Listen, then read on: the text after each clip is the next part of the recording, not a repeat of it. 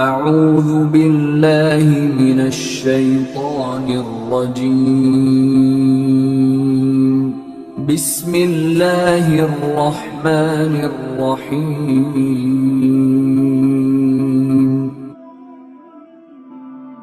اور سے علی کرم اللہ وجہ الکریم نے فرمایا کہ اگر اللہ تبارک و تعالیٰ کو نبی علیہ السلام کی امت کو دنیاوی عذاب دینا مقصود ہوتا تو اللہ کبھی بھی انہیں رمضان عطا نہ کرتا۔ رمضان عطا کرنے کا مقصد یہ ہے کہ بندہ اللہ تبارک و تعالیٰ کے عذاب سے کیا ہو جائے بچ جائے۔ اللہ نے رمضان عطا کیا کہ بندہ اللہ تبارک و تعالیٰ کی پناہ کے اندر آ جائے۔ رمضان ایسی چیز ہے کہ اللہ تبارک و تعالیٰ اس رمضان المبارک کی برکت سے بندے کے ثواب کو کئی گنا بڑھا دیتا ہے، کئی گنا، 10 گنا سے لے کر 700 گنا تک بندے کے ثواب کو کیا کر دیا جاتا ہے، بڑھا دیا جاتا ہے۔ حضرت مولا علی کرم اللہ وجہ الکریم فرماتے ہیں، میں آقا کی بارگاہ میں آیا، ایک روزے کی فضیلت دیکھیں، فرمایا کہ ایک نفلی روزہ بھی بندہ رکھ لے نا، نفلی روزہ رکھ لے تو فرمایا کہ اللہ اس بندے کو جہنم سے اتنا دور کر دیتا ہے جتنا 100 سال کا سفر ہو۔ 100 سال کی مسافت بندہ چلے نا، 100 سال چلے تو 100 سال چلنے سے جتنا سفر طے ہوگا، اللہ تبارک و تعالیٰ روزے کی برکت سے روزہ دار کو جہنم سے اتنا دور کر دے گا۔ اور ایک روایت کے مطابق پتہ کیا ہے، فرمایا بندے کے چلنا نہیں، تیز رفتار گھوڑا لے لیا جائے، تیز رفتار گھوڑا جو تیزی سے دوڑتا ہو، فرمایا کہ اس گھوڑے کو دوڑایا جائے، 100 سال میں وہ گھوڑا جتنا فاصلہ طے کرے گا نا، اللہ جہنم سے اتنا دور کر دے گا، روزہ دار کو اتنا دور کر دے گا۔ اور ایک روایت کے مطابق یہ ہے کہ کوئی بندہ روزہ رکھ لے، رمضان کا روزہ رکھ لے تو اللہ تبارک و تعالیٰ اس روزہ دار کو جہنم سے اتنا دور کر دے گا جتنا زمین اور آسمان کا فاصلہ ہے۔ فرمایا کہ بندہ اللہ تبارک و تعالیٰ کی رضا کے لیے جب روزہ رکھ لے گا جہنم سے اتنا، مولا کائنات حضرت علی کرم اللہ وجہ الکریم کی آپ فرماتے ہیں کہ میں حضور نبی علیہ السلام کی بارگاہ میں آیا، آقا صلی اللہ تعالیٰ علیہ وسلم کی بارگاہ میں آ کر میں نے السلام علیکہ یا رسول اللہ عرض کی، یا رسول اللہ آپ پر سلامتی نازل ہو۔ میرے آقا علیہ السلام نے جواب دیا اور ساتھ میں فرمایا یا جبریل، یا علی ھذا جبریل، اے علی یہ جبریل ہیں اور یہ تیرے اوپر سلام بھیج رہے ہیں، تجھے سلام دے رہے ہیں۔ تو میں نے عرض کی یا رسول اللہ صلی اللہ علیہ وسلم آپ پر بھی سلامتی ہو اور جبریل امین پر بھی سلامتی ہو۔ پھر عرض کی یا رسول اللہ صلی اللہ علیہ وسلم کچھ اور، آقا نے فرمایا جبریل تجھے کہہ رہے ہیں کہ ایام بید کے روزے نہ چھوڑنا۔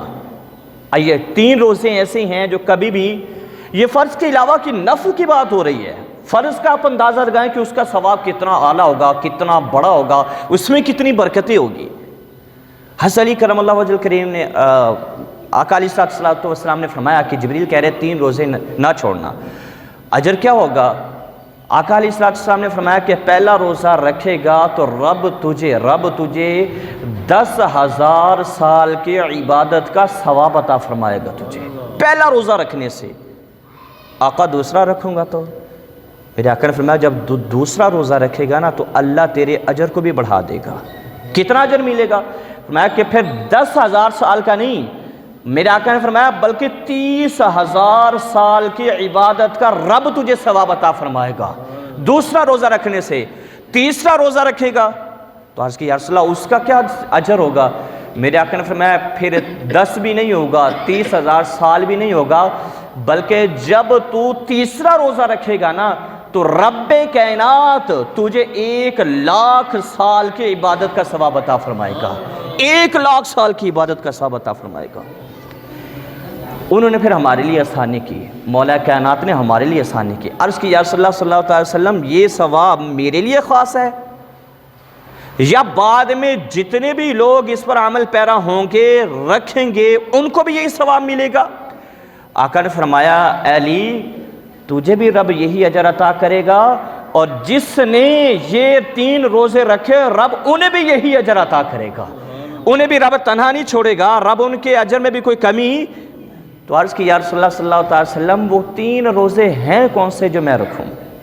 میرے آقا نے فرمایا وہ ایام بیت کے روزے ہیں۔ ایام بیت کون سے روزے؟ چاند کی 13، چاند کی 14 اور چاند کی 15 تاریخ، ان کو ایام بیت کہا جاتا ہے۔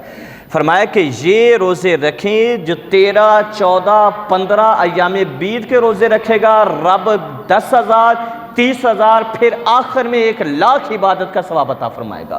1,00,000 سال کی عبادت کا ثواب اس بندے کے کھاتے میں ہوگا۔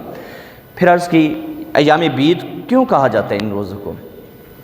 حضرت آدم علیہ نبینا علیہ السلام جب دنیا میں تشریف لائے تو آپ کا جسم سفید تھا، خوبصورت تھا، سفید تھا بہت۔